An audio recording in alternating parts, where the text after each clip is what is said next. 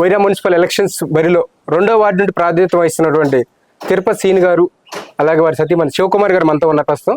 Sir చెప్పండి. మాకు ఈ 2వ వార్డు నుంచి అండి మా ఒడ్డున సమాజ వర్గం మొత్తం 2000 మంది జనాభా, ఓటర్స్ అయితే 800 మంది.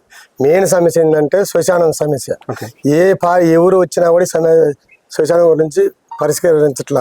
ఈ రోజు నన్ను గెలిపించి మున్సిపాలిటీ కూర్చోబెడితే 100% దాని గురించి పోరాడతాం. శ్మశానం దారి తీసుకున్న దాంట్లో 100% మేము చేయాలి.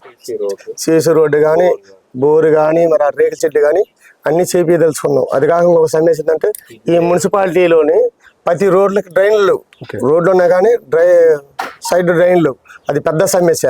అవి కూడా నేను మున్సిపాలిటీలో చైర్పర్సన్ కలుసుకొని ఆ వచ్చే వాటిల్లో 100% మీరు సాయం చేస్తా నన్ను గెలిపిస్తే. విన్నారా? ఈది లైట్లు, మీరు కావాల్సింది ఈది లైట్లు, ఇవన్నీ కూడా దృష్టిలో పెట్టుకొని నన్ను గెలిపించండి. మున్సిపాలిటీలో కూర్చోబెట్టండి. అన్ని వేళ మీకు చాకరీ చేసా. ఏ పదవి లేనప్పుడే జనాలకు చాకరీ చేశా.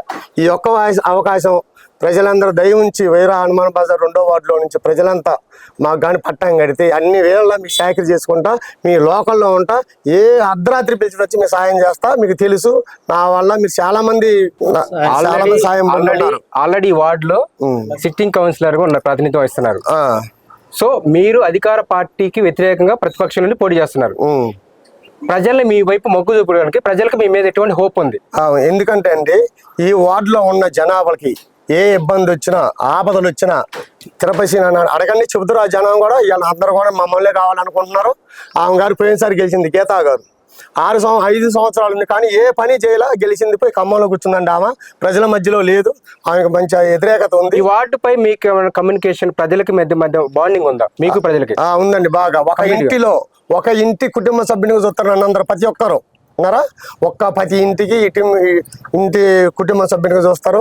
అన్ని వేళ ఎప్పుడు ఆపదన్నా నేను ఉరుకుతుంటాను. మేజర్ ఈ వార్డులో ఏ సామాజిక వర్గం ఓట్ బ్యాంక్ ఉంటుంది? మా ఒడ్డు సమాజం వర్గం ఉంది. ఒకవేళ మీరు వార్డు కౌన్సిలర్ గెలిస్తే రేపు ఒడ్డు సమాజ వర్గం ఏమి న్యాయం చేస్తారు? మా కులానికి తగ్గట్టుగా నిరుపేదలకి, ఇల్లు లేని వాళ్ళకి ఇల్లు పోరాడతాం, స్థలం లేని వాళ్ళు స్థలం పోరాడతా. ఇది 100% అండి. అందరు నమ్మి నన్ను మున్సిపాలిటీలో కూర్చోబెట్టండి. ఇది ఒకటే, ఇల్లు లేని వాళ్ళకి ఇల్లు, స్థలం లేని స్థలం ఇప్పించే దాంట్లో నేను ముందుండి పోరాడతా.